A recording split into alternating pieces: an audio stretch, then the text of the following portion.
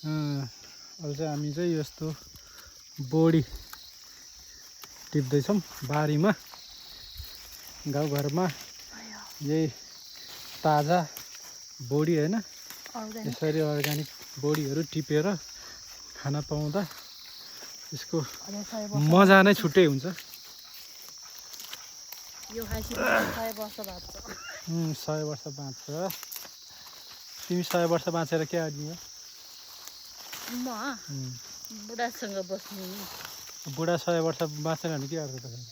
बाँच्छ नि लौ, त्यो बाँच्दैन र। बाँच्छ भने यस्तो हेल्दी चिज खाएपछि अनि बाँच्दैन त? बाँचिहाल्छ नि। यो त धेरै नभरेको यस्तो। अहिले चाहिँ हामीले यति टिपिसकेछौँ। मैले टिपेछु। यति टिपेछु मैले। यहाँ यत्रो अझै टिप्न बाँकी छ। गाउँघरमा मजा छ।